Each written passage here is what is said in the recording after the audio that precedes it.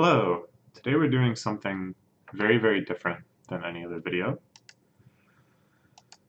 Yeah, this video and subsequent videos in this series are very different than all of the videos I've released until now. Some really extremely personal subjects will be discussed. These include some topics you might find pretty distressing, including mental health issues, drugs, and self-harm. And a lot of poop. You'll see what I mean by that. There is actually going to be a happy ending to this series, trust, but it's not going to be until part 4, so, you know, we're going through it. Gave a lot of thought to how I was going to go about making these videos. In fact, I made these slides like way back last November or so. And then, I don't know, I just kind of kept changing my mind about whether or not I wanted to make these videos, what kind of mood I wanted to be in to try to record them. See, in the end though, I thought I share a lot of my life on this channel, a lot of things I'm really passionate about, a lot of things that I really enjoy, a lot of things that I really want to share the appeal of with the rest of the world. But I've never really shared like negative things. I've never shared like things that I've really struggled with, parts of my life that were very difficult. But I thought that maybe it would be helpful, encouraging. I don't know. I'm not really sure, but I decided to do it. This is pretty difficult for me to talk about. So yeah, it's a very different feeling than talking about things that I like. Thank you all for your support and understanding. Just gonna try to get through this. Also, yeah, did you notice, to commemorate this major tonal shift for the channel, we're using the Google Slides dark theme. Okay. So, the first memory I have of my body is intense, uncomfortable pain. Pain that felt like my guts collapsing in on themselves, cramping and squeezing. Pain that felt like it was going to burst out of my swollen abdomen. Pain of severe and chronic constipation. Constipation, as you probably know, is being unable to poop. I'm sure you've all experienced this occasionally, but usually it lasts for just maybe a couple days. And you treat it just by getting some over-the-counter laxatives, and you kind of just make it work. But the sort of constipation I struggled with in my youth was much more extreme than this. I would regularly be unable to poop for over a week. It's an altogether different sort of beast. I would spend hours, like literally hours, just sitting in the bathroom, trying different positions and poses and movements, grunting and crying and pushing and moaning and screaming, and then nothing. Defeat. The feeling, the urge that I might be able to go was long gone. Another day going to bed with a bloated belly, exhausted from writhing in pain. So, this is some fun facts. The longer the poop remains in the bowels, the more dehydrated it becomes as the colon leaches water out of the poop. And as it loses water, it becomes harder, more jagged. Moreover, what normally exists as breakpoints in softer poop that allow you to kind of squeeze it out in smaller amounts, these get all hardened up. So it's just one gigantic battle against the final boss of all poop. One gigantic rock hard log. This way, severe constipation in young children becomes a horrible self-perpetuating cycle. The pain of bowel movements are so severe that the child is traumatized and avoids trying to pass the painful poops, leading to, of course, more constipation. This is one of the many factors proposed by my doctor for my condition. Many things were tried.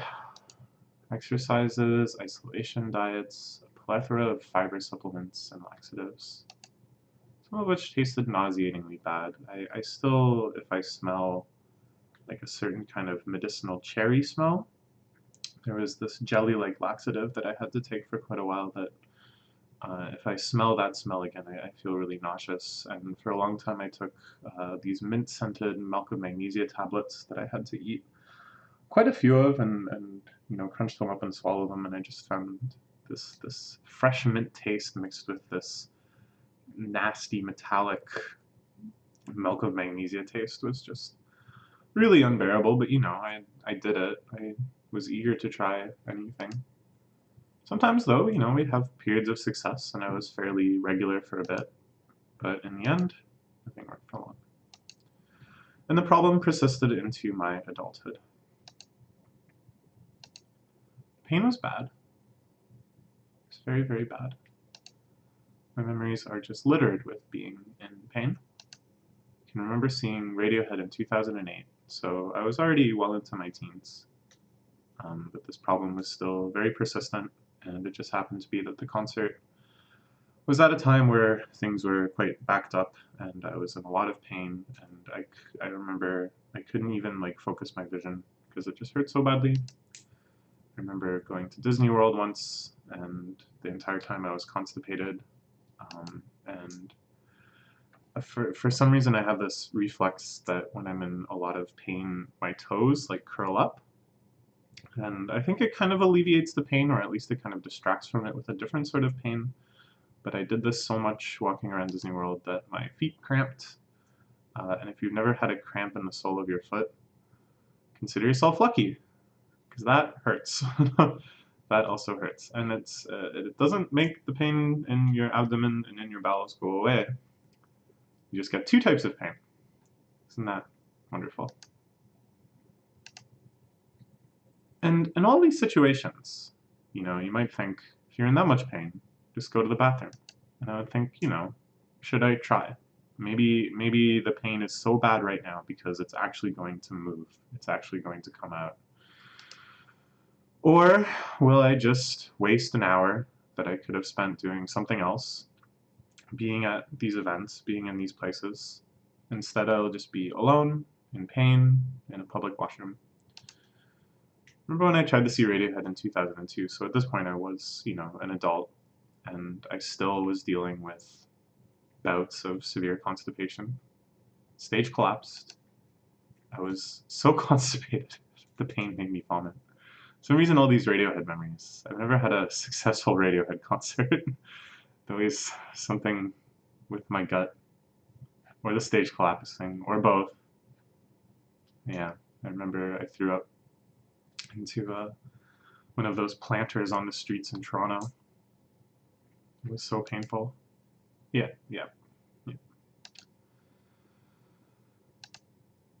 Used to punch my gut. It protruded out like a pregnant woman's.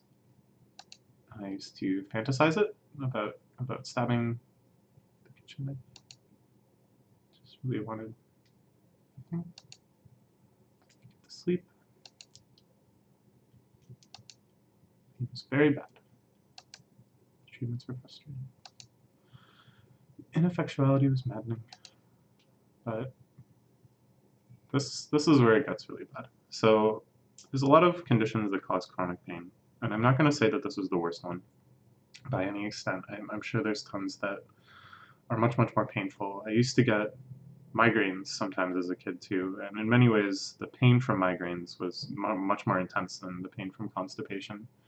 A different sort of pain, but I think more intense. And I know there's people that get like cluster migraines and stuff, and that sounds absolutely hellish. But there's another aspect to the bowel disorders that I had when I was growing up, which was much worse than the pain.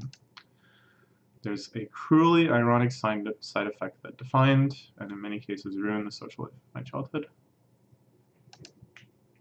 Paradoxical diarrhea.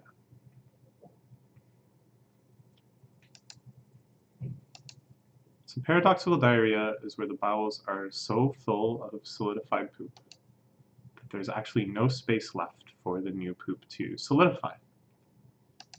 And what happens instead is the runny poop leaks around the solid poop, easily pouring through the dilated bowels. And then uncontrollably leaks through the anus. So almost every day through a public school, I poop my pants. This is the one that I got this under control first. Even later when I still had,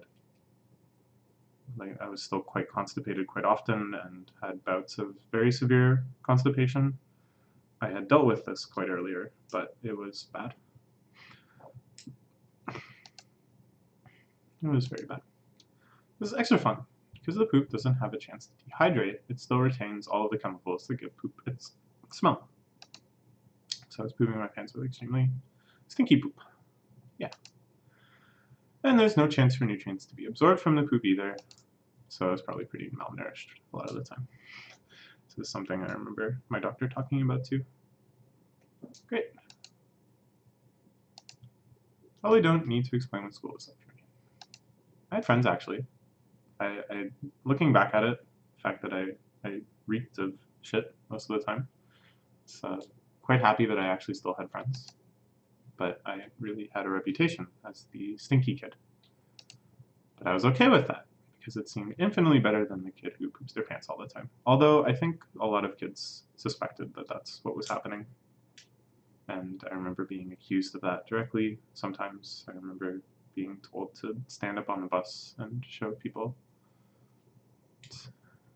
Yeah, no, probably most people knew, but they didn't say it to my face. Yeah. That did happen quite a few times. It's my deepest secret, my deepest shame. I spent every day afraid that it would be exposed. I also felt ashamed because I believed that it was my fault. So often at the doctor, my behavior was discussed. Like, you know, am I physically active? Am I not just like pushing hard enough? Like, do I know that I really have to push when I'm sitting on the toilet? Are my muscles underdeveloped? Is this somehow a side effect of my abnormal height? Can't remember now which of these were like proposed by the doctor and which of these were like my own suspicions. But it felt like it was my fault, or more accurately, I blamed my body.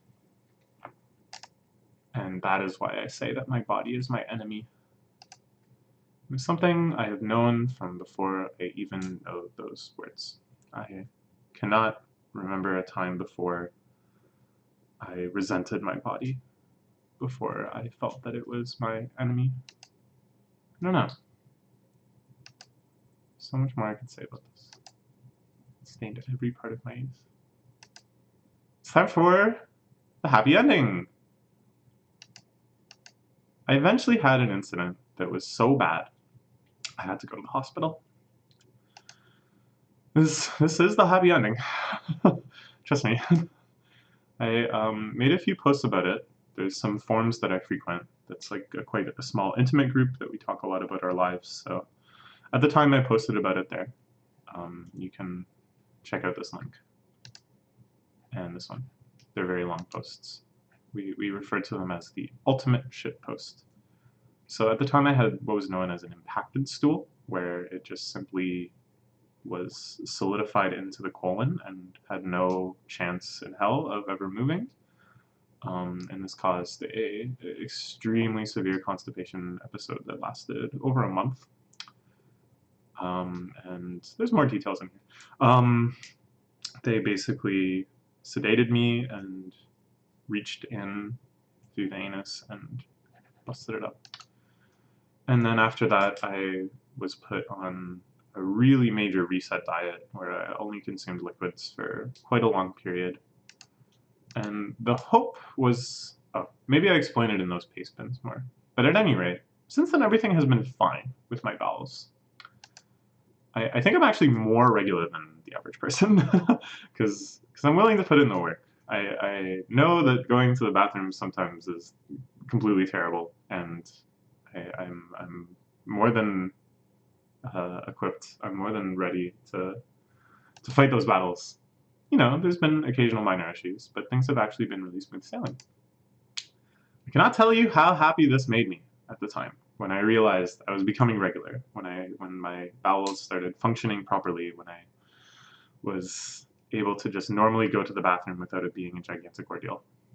I can't tell you how happy that made me because it didn't really make me happy. And we'll be discussing this more in part 2. Goodbye.